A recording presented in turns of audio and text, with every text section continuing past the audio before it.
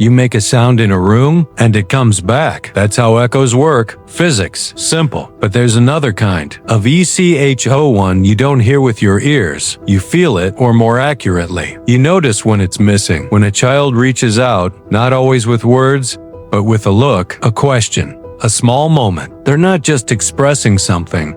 They're waiting for a response. A signal that says, I see you. I hear you. You matter. Sometimes that signal is tiny.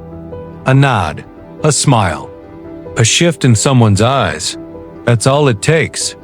But when nothing comes back, when the moment just disappears into silence, a child doesn't think something is wrong with them. They think something is wrong with me. And that's where it begins. We often think of trauma as something loud, something obvious, an accident, violence. A moment you can point to and say, that's when everything changed. But there's another kind of pain, quieter, harder to notice, and often ignored. It's not about what happened. It's about what didn't, single quotes, the conversations that never came, the comfort that never arrived, the feeling of being unseen. No one talks about the birthday that felt empty, or the nights you stayed quiet, hoping someone would notice, or the times you tried to share something important and watched the other person drift away. These moments don't look like trauma from the outside, but inside, they leave marks. Deep ones. Psychology has a name for this: childhood emotional neglect. And it's difficult to recognize because it's built on absence. No clear event, no obvious damage, just something missing. Here's what makes it powerful. Children don't understand themselves on their own. They learn who they are through reflection. When a caregiver says, "You seem upset. Want to talk about it?"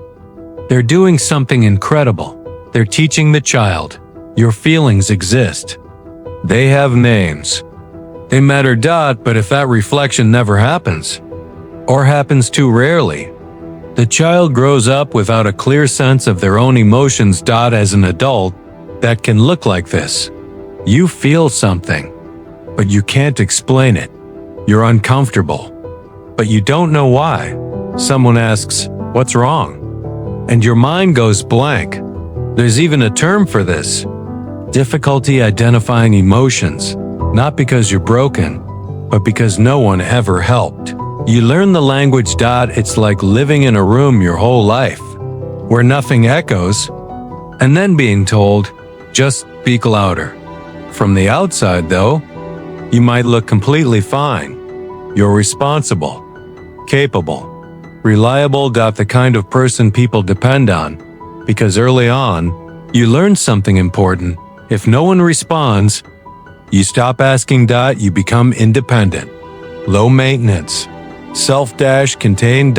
And people admire that. But they don't see where it came from, because underneath that strength, there's often a quiet disconnection, a feeling like you're slightly removed from life, like you're watching everything through glass. And relationships? That's where it gets complicated. Because when someone finally shows up for you, when they're consistent, kind, present, it doesn't always feel safe. Sometimes it feels uncomfortable. You might pull away, downplay their care, distrust their intentions. Not because you want to, but because it's unfamiliar.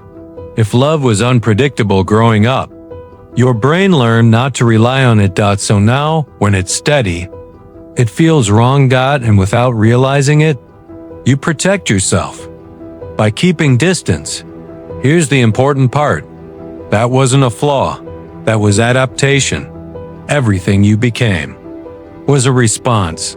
The quiet one, the funny one, the overachiever, the one who needed no one. Those weren't random traits. They were solutions. Smart ones, necessary ones. But the problem is, your mind doesn't automatically update.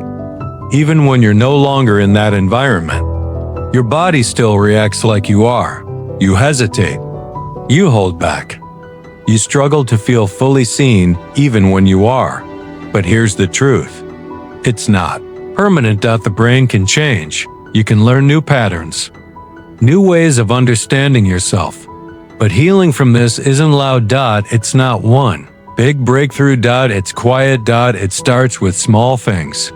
Noticing what you feel instead of ignoring it. Pausing when you dismiss yourself. Letting a moment exist without immediately pushing it away. Because if no one ever listened to you before, learning to listen to yourself is where everything begins. And maybe right now, something in this feels familiar, not dramatic, not overwhelming. Just recognizable. That feeling? That's awareness. That's your mind finally echoing something back. Softly, but clearly, and maybe for the first time, you're hearing it. Because the truth is, your voice was never the problem. It just needed a space where it could be heard.